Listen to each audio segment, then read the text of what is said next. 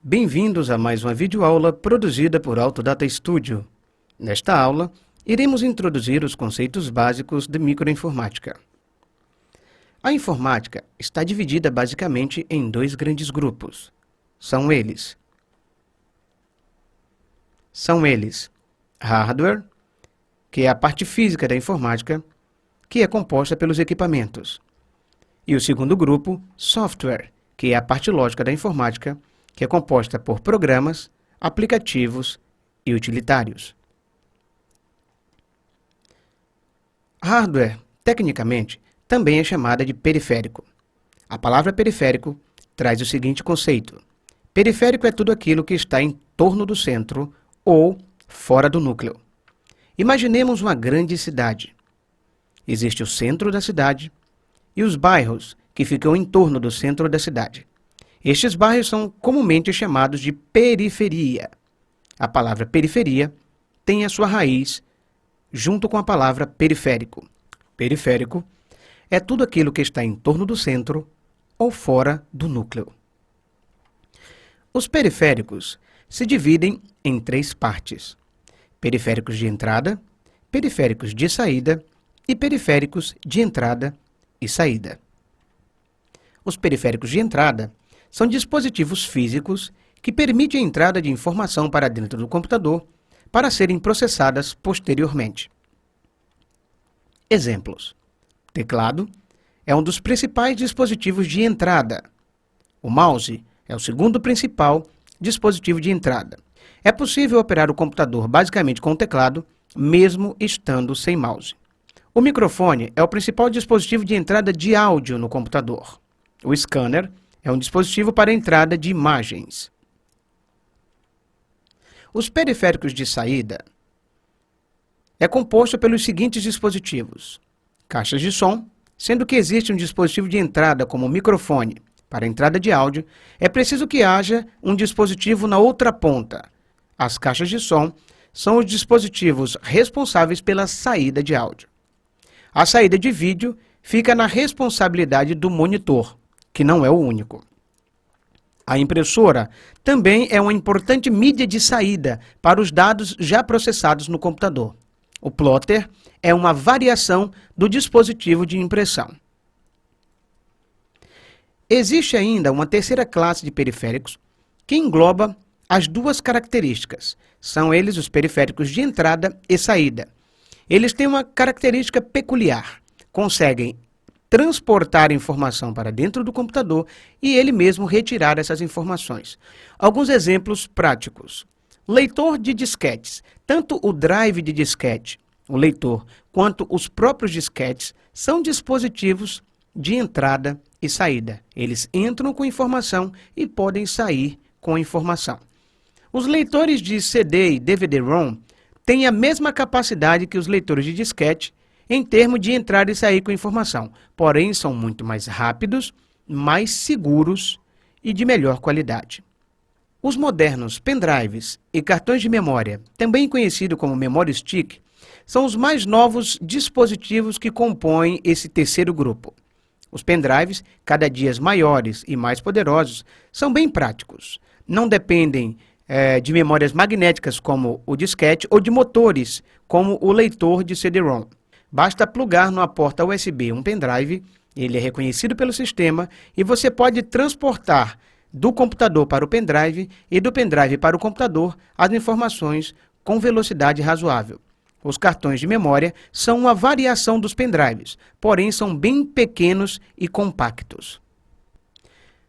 Voltando ao conceito de periférico, nós estabelecemos que os hardwares, conhecidos como periféricos de entrada, saída e saída, estão fora do núcleo ou em torno do centro. Nos falta, então, entender o que é esse centro, cujos outros dispositivos giram em torno dele.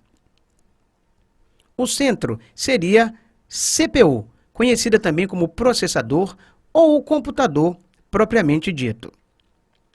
CPU significa Unidade Central de Processamento. O processador do computador é que dá nome ao computador. Quando compramos um computador, nós compramos o computador baseado na arquitetura do seu processador. e o computador ganha o seu nome baseado no nome dessa arquitetura. Um exemplo: se vamos comprar um computador na loja, não é pelo nome do monitor, ou pela marca do seu gabinete, ou pela marca de qualquer outro periférico, e sim pelo nome ou marca do seu processador que identificamos a nossa máquina. O processador, na parte de cima da nossa tela, é um processador da AMD, é um Athlon X264. Quando nós vamos identificar o nosso sistema, a nossa plataforma, nós dizemos que temos um Athlon X2. O processador logo abaixo, o concorrente direto da AMD, é um Intel Core 2 Quad. Então, quando alguém pergunta qual é o seu computador, nós dizemos, eu tenho um quad-core. Então, pelo nome do processador, nós identificamos o nosso computador. Tudo funciona mais ou menos assim. Nós temos a placa-mãe, o dispositivo imediatamente ao centro, e composto na placa-mãe nós temos o processador. O processador depende de todos os outros dispositivos à sua volta na placa-mãe e os dispositivos que estão externos ao gabinete. Todos os dispositivos de entrada e saída que citamos anteriormente estão diretamente ligados à placa-mãe, quer seja por fios ou mesmo através de dispositivos wireless, sem fio. Na placa-mãe, na parte de trás, nós temos todas as portas que fazem as conexões diretas com os dispositivos de entrada e de saída. Vou dar alguns exemplos. Teclado e mouse são dispositivos de entrada. Eles ficam ligados diretamente nas portas PS2 ou nas portas USB, dependendo do modelo de mouse que você comprou. A impressora, que é um dispositivo de saída, pode estar ligada nas portas USB ou na porta LPT, que é uma porta de saída. As portas USB são mais novas e mais rápidas e também bem mais dinâmicas. Elas podem funcionar como portas de entrada e saída. Nós temos aqui, por exemplo, os dispositivos de entrada e saída de áudio. Esses dispositivos estão espalhados em uma única placa metálica. Nós temos, por exemplo, entrada de linha, saída de som, entrada de microfone e entrada digital. O espelho de áudio, então, contém várias entradas e saídas de áudio diferentes. Como funciona, então, o processamento das informações pelo processador do computador? Mais ou menos assim. A informação entra pelo dispositivo de entrada, vai para a memória, o processador pega a informação, processa e expõe essas informações através dos dispositivos de saída. Esse aqui é um esquema prático para que a gente possa entender. Por exemplo, teclado e mouse recebem as informações como dispositivos de entrada. Essas informações vão direto para a memória. A memória, então, disponibiliza para o processador, que faz a leitura e a escrita das informações em comunicação com os dispositivos. Essas informações, então, depois de processadas, são devolvidas para a memória e enviadas para a saída através de dispositivos de saída, como impressora, vídeo, disquetes e outros dispositivos de saída que não foram citados. Dessa forma, então, é óbvio que essa é uma explicação bem básica sobre processamento de dados. Dessa forma, então, os dados são processados e entram e saem para que o usuário tenha os seus trabalhos e requisições realizadas com sucesso. Do outro lado, o segundo grupo importante da informática é a parte lógica, que é conhecida como programas, aplicativos e utilitários. Aqueles programas que utilizamos para processar textos, planilhas eletrônicas, processar imagens, trabalhar com fotos, com áudio, fazem parte do grupo de software, conhecida como parte lógica da informática. Para dar um exemplo prático, fazer uma ilustração, imagina o seguinte: o teu corpo é composto por vários órgãos físicos, mas esses órgãos físicos não trabalhariam se não existisse um programa lógico controlando tudo isso. E esse programa lógico fica instalado no seu processador, que é o cérebro.